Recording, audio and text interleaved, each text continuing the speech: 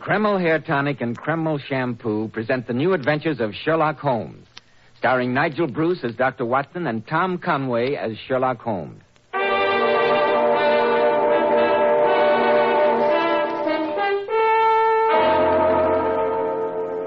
Well, once again, it's time to keep our weekly date with the Dean of Storytellers, Dr. Watson. I'm sure he's expecting it. I am indeed, Mr. Bell. Good evening. You're punctual to the minute, as usual. This is one doctor's appointment I'll never be late for. Oh, that's very nice of you to say so, my boy. Draw up your usual chair and settle down. That's it. Fire in the grate, the lights turned low, and a wind howling outside.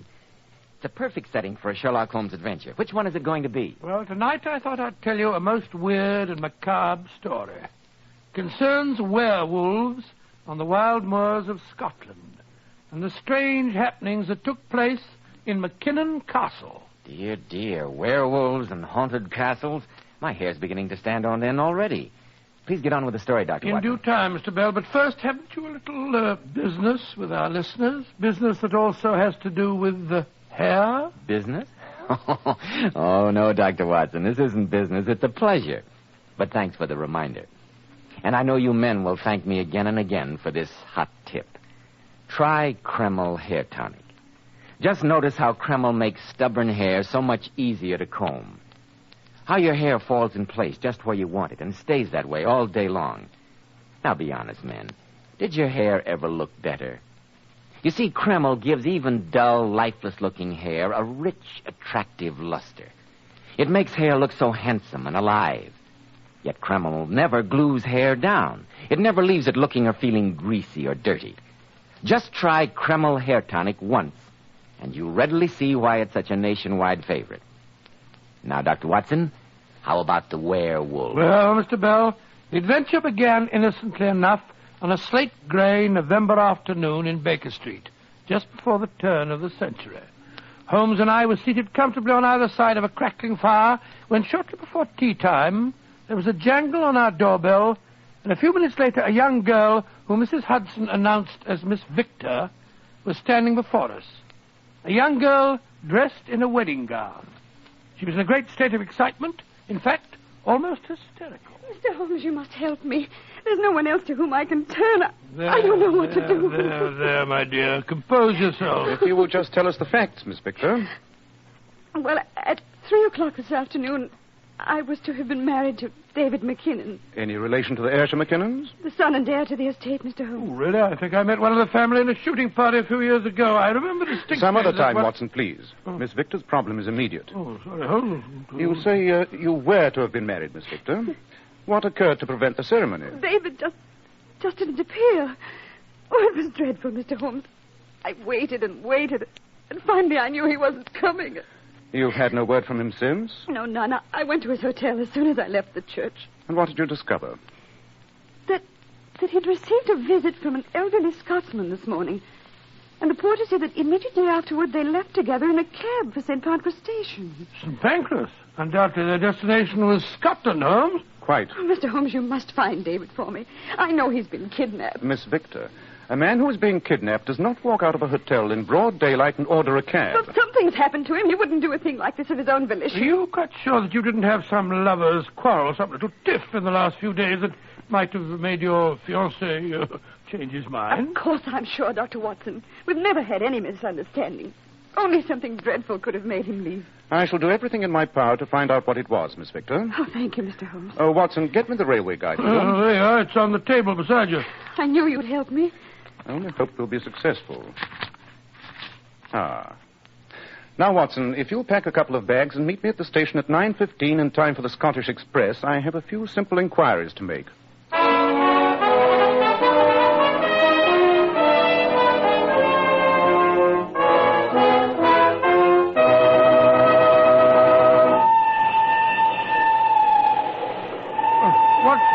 What kept you so long, Holmes? We almost missed the train. You're shockingly out of condition, Watson. Oh, well. A little sprint like that shouldn't leave you so winded. Well, never mind about my condition. Where have you been for the last 4 hours? Delving into the back issue files of the Times.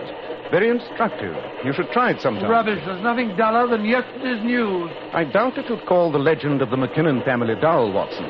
On the contrary. Oh, so that's what you've been looking up. Yes. It's a history that goes back several hundred years of brawling and bloodshed. The founder of the clan was a 14th century Scottish warrior by the name of Wolfhound McKinnon. He's reputed to have been so incredibly vicious in battle that his enemies accused him of being a werewolf. A vampire? Oh, come now, Holmes. I'm merely repeating a 500-year-old legend. The point is that the present head of the clan, the father of the disappearing fiancée today, is known as Black Angus. He's a dominant, thoroughly hated man whose local reputation is as frightening in our day and age as his predecessors was 5 centuries that's ago. all very interesting, Holmes, but I don't see why you should get so excited over a 500-year-old legend. Well, you see, Watson, I found another rather curious fact in the papers. Oh? What was that? Several times during the last few months, sheepdogs have been found dead in the vicinity of McKinnon Castle with their throats torn out. Good heavens.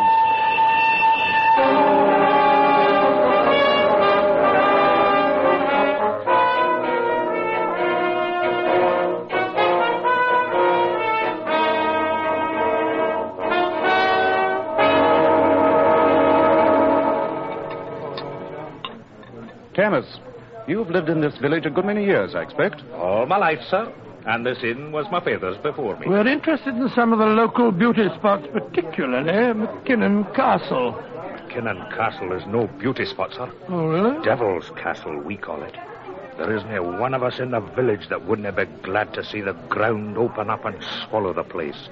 Aye, and every McKinnon who lives there. Gracious me. Why are the McKinnons so hated, Denis? They're no men. They're monsters. A McKinnon thinks that because he owns the land, he owns the air a man breathes, too.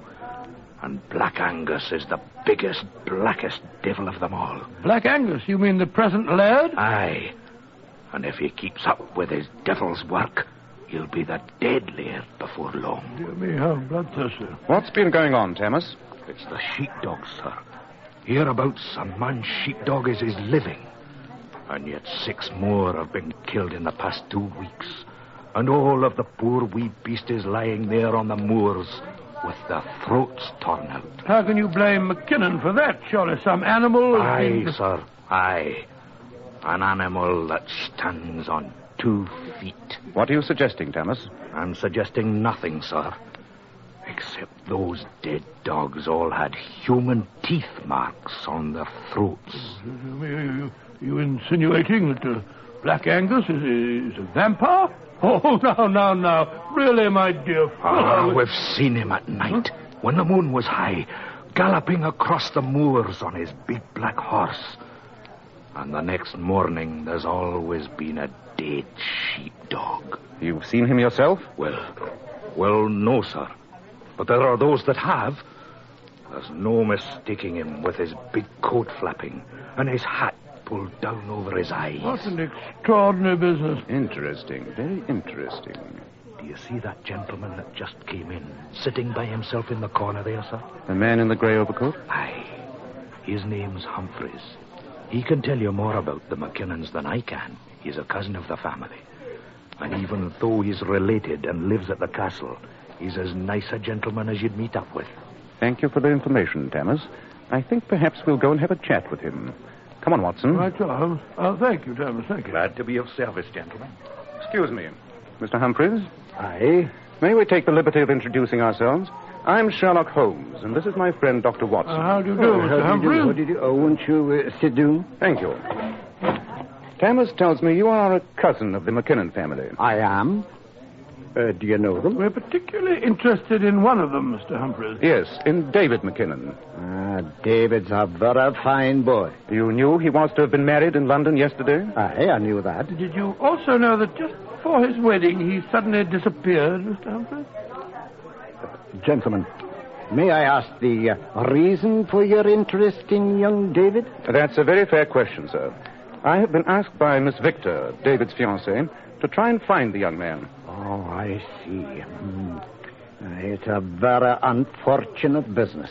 Mr. Humphreys, shortly before the wedding yesterday, David McKinnon had a visitor in his hotel. They left together, presumably to catch the express for Scotland. And poor Miss Victor was left stranded at the church. The little thing was heartbroken. She would be. Mr. Holmes, I wish I could help you in some way, but... You can, Mr. Humphreys. Well, how? By telling us what message you delivered to David at his hotel yesterday. But I... Oh, come now, Mr. Humphreys. The man seen to be leaving the hotel with David was wearing a grey raglan coat, such as you are wearing. In addition, I observed as we sat down that you're reading yesterday's edition of the London Times. Even if you subscribed to it, it couldn't have reached you here in Scotland through the post this speedily. Amazing, Holmes. Elementary, isn't it, Mr. Humphreys? Well, I don't know about that, but your deduction is correct. Yes, Mr. Holmes, I did return with David from London yesterday. What was the message you were sent to give him, may I ask? The message that decided him not to go through with his marriage? I'm afraid I can't answer that question, Mr. Holmes.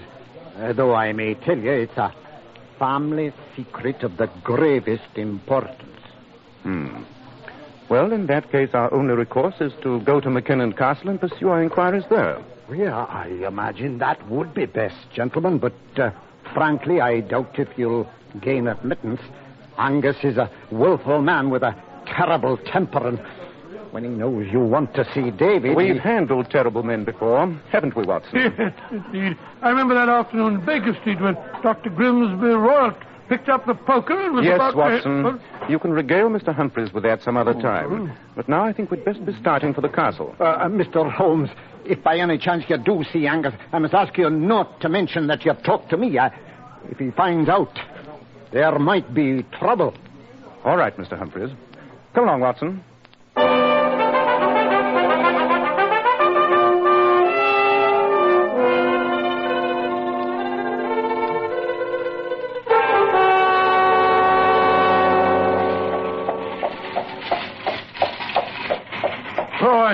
I wish they'd put some springs in this vehicle. It's worse than an Irish jointing car. If Themis's directions are to be believed, we should see the castle when we get to the crest of this hill. This Black Angus seems to be quite a lovable character. Even Humphreys, his cousin, seems to be terrified of him. The man was positively shaking. Yes, I noticed that. Ah, that must be the castle now. By George. Forbidding-looking place, isn't it? Yes. Watson, rein in your horse. We're back. What is it, Holmes? Look, lying by the side of the road. It's just a dead dog. Yes, a dead sheepdog. Come on. The dog's throat has been torn out. Yes. And look here, Watson. Look at these marks on the throat. Good heavens, Holmes. They look like... They are the marks of human teeth.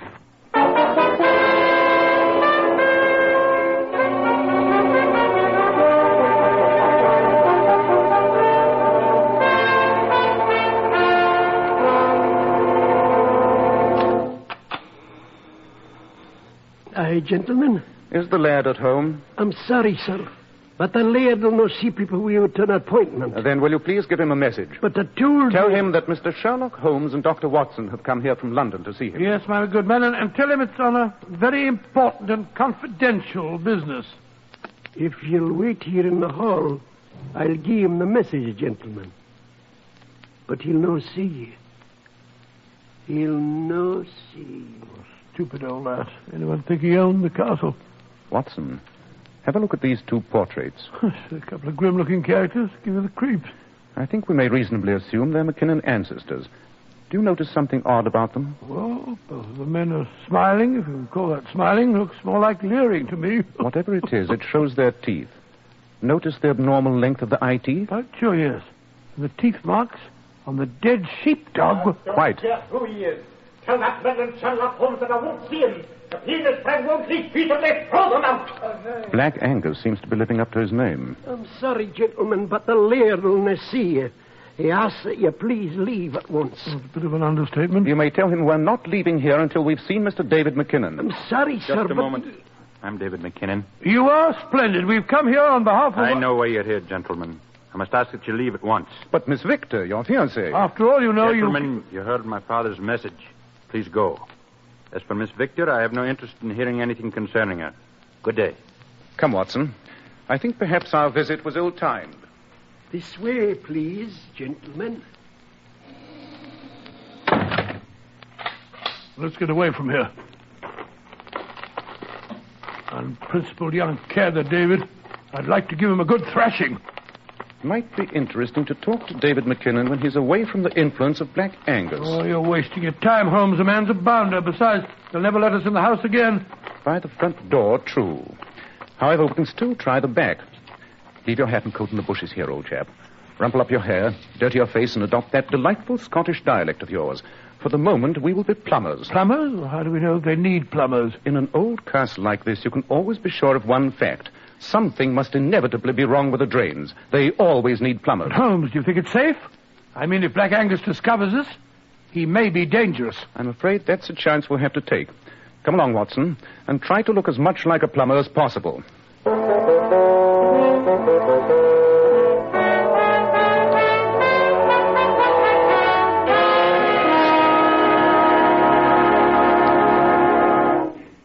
In just a moment, Dr. Watson will continue the story of Black Angus.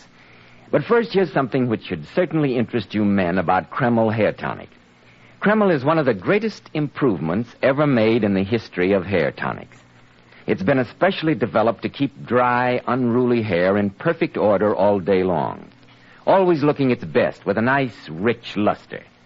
Yet Kreml never gives hair that objectionable, greasy, patent leather look. That kind of hair went out of style with handlebar mustaches. No, Kreml goes in for modern, handsome hair grooming. And it does lots more than just keep hair looking handsome. Kreml removes dandruff flakes. It also promptly relieves itching of dry scalp and leaves the scalp feeling so clean and alive. May I suggest that tomorrow, when you're out for your Sunday walk or drive, you stop and buy a bottle of Kreml at any drug counter. It's spelled Kreml, Kreml Hair Tonic.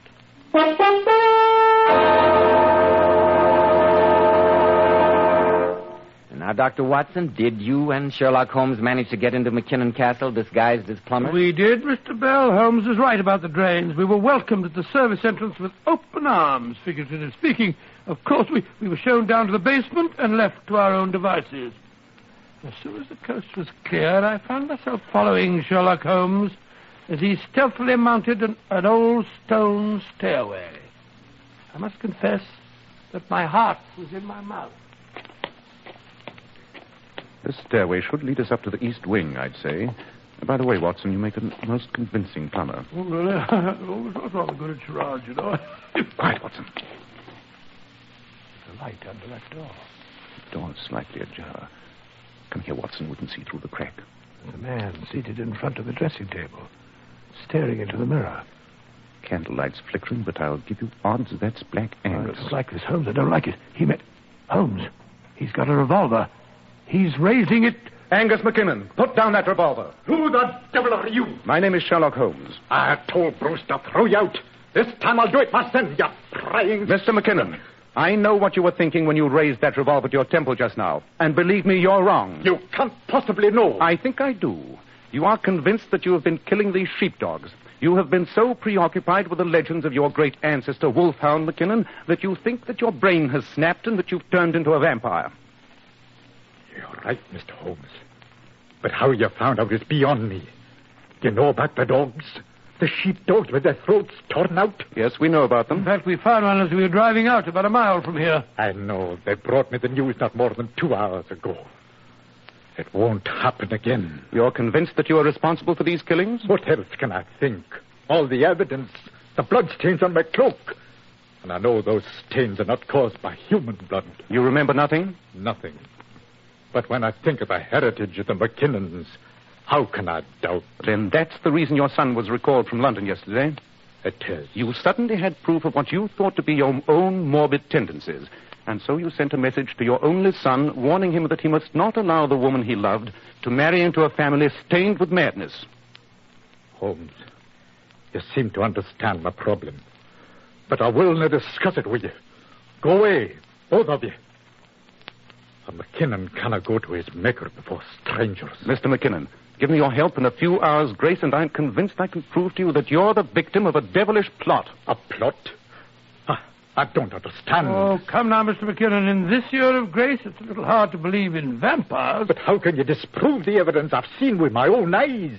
The human teeth marks. It wouldn't be hard to conceive of an instrument that could simulate those marks, Mr. McKinnon. But who could think of such a fiendish plan? And what would be the motive? I have a suspicion. But what's more important at the immediate moment is to find the evidence. An instrument such as I've suggested would be damning proof. Therefore, it would be hidden in the most obscure hiding place in the castle. Now, what would be the most secret place? The cellars? Aye, we have extensive cellars. We'll search them. But another possibility occurs to me. In castles as old as this, there's often a secret room, or as they were sometimes called, a priest's hole. You're quite right, Mr. Holmes. We have such a hiding place here, though I haven't been in it for years. A narrow stairway leads down between the walls from an entrance behind that big cabinet. Splendid, Mr. McKinnon. You have a lantern? There, on the dressing table. I'll light it, Holmes. Thank you, Watson. I have a strong suspicion that the solution of the postponed wedding ceremony, as well as that of the mangled dogs, lies at the foot of that secret stairway.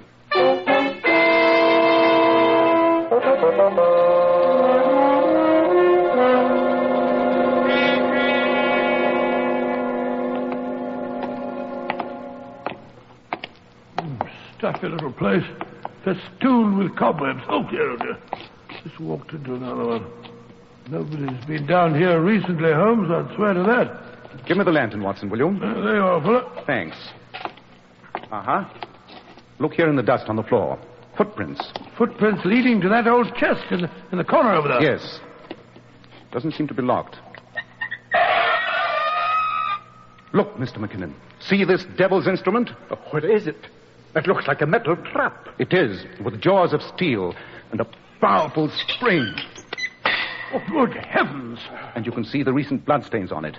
This fiendish instrument gives us the answer to those poor dead dogs. You mean that this was used to tear out their throats? Undoubtedly. And look, more devil's work. Great Scott, a human jawbone with the teeth intact. This must have been used to leave the prints of human teeth after the animals were dead. And to try and make me think that I was mad. The devils. Oh, sorry. Where are you? Somebody shot the lantern out of my hand. You're too inquisitive, Sherlock Holmes. Humphreys. Yes, Angus, your cousin, Humphreys. We've found you out, Humphreys. I know what you and your meddling friends have found out, Angus. Thoughtful of you to put yourselves in my power. A priest dungeon will make a perfect coffin for the three of you. I'm going to lock and bolt this door at the head of the stairs. It's your only escape. I'm afraid death by suffocation and starvation won't be very pleasant, my friend. Humphreys, I'm coming back up those stairs. And when I get my hands on you... Your step, Angus, and I fire. You devil, Humphreys! I warned you. Oh! Watson, where are you? Up here by the children. How is he? I'm all right, Holmes. I think the shot just grazed me. I'll strike a match. Yes. Just a flesh wound as far as I can see. Good. McKinnon, is there another exit from this room? There is, Mr. Holmes. Under that chest. The stone slides out. Gracious me, but Humphreys said... Humphreys knows nothing about it. Some secrets of the McKinnon family are only entrusted to those bearing the family name. Thank heaven for that. And I'd suggest we get out of here as soon as possible. The air in here is getting stale already.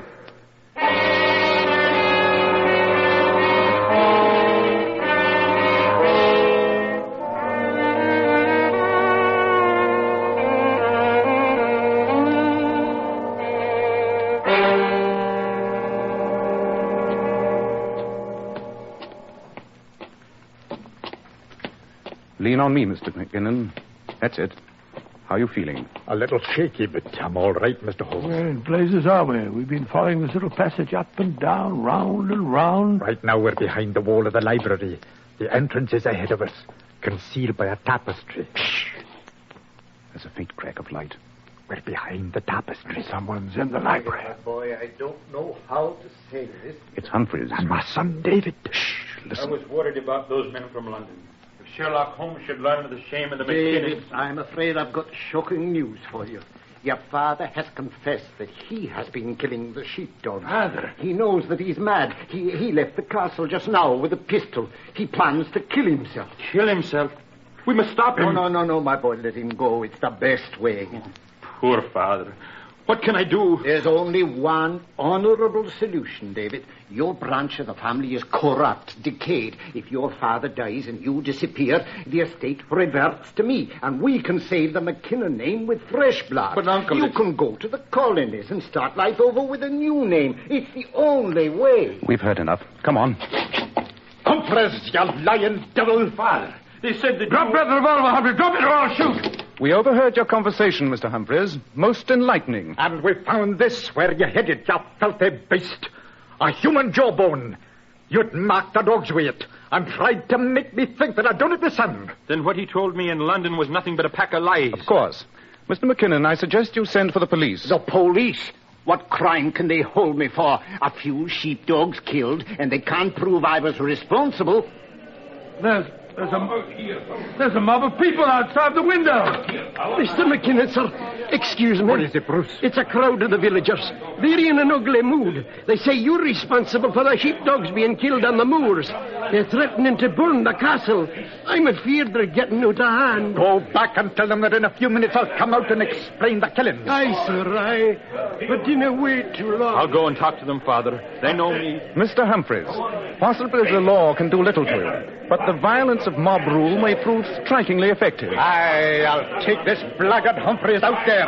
They'll know what to do with him. No, you can't do that. You've got to keep me away from them. They tear me to pieces. Sign a written confession, Mr. Humphreys, and we'll protect you. I'll sign anything. Just keep me away from that mob. You suggested that my boy should go to the colonies.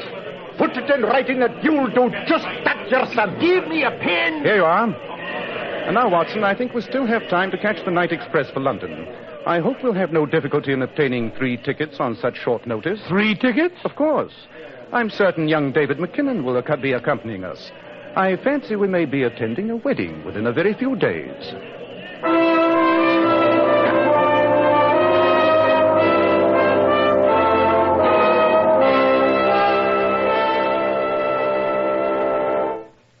And did you, Dr. Watson? Did I what? Attend the wedding. Indeed we did, Mr. Bell. As a matter of fact, Holmes acted as best man. It was a very charming affair. I'm sure it was. And now, Dr. Watson, what about next week? Well, now, let me see. What shall I tell you?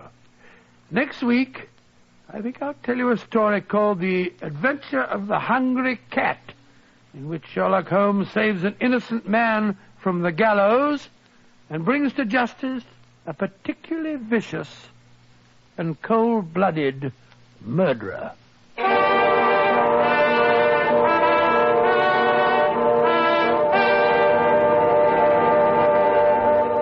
Now, here's something which should interest you ladies. My wife has beautiful, natural highlights in her hair. And, girls, I'll let you in on the secret of how she does it. I always wash my hair with Kreml shampoo. It leaves my hair with a natural, glossy luster that lasts for days and days. Kreml shampoo actually brings out all the natural, glossy highlights that lie concealed in the hair. In addition, it has a beneficial oil base that helps keep hair from becoming dry or brittle. This famous hard water shampoo works like magic in every type of water. And, girls, you'll love the way its rich, luxurious foam penetrates right to the scalp and removes all loose dandruff flakes as well as the dirt. Don't forget, Kreml shampoo is the same beautifying shampoo which those famous $1 million Powers models use. So why not glamour bathe your hair with beautifying Kreml shampoo?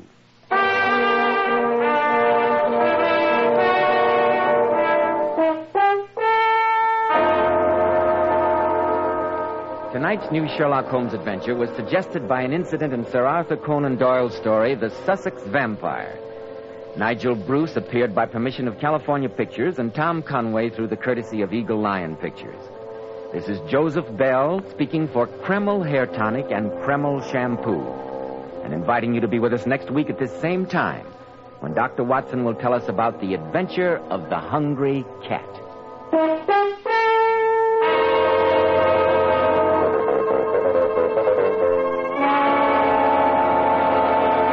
This is ABC, the American Broadcasting Company.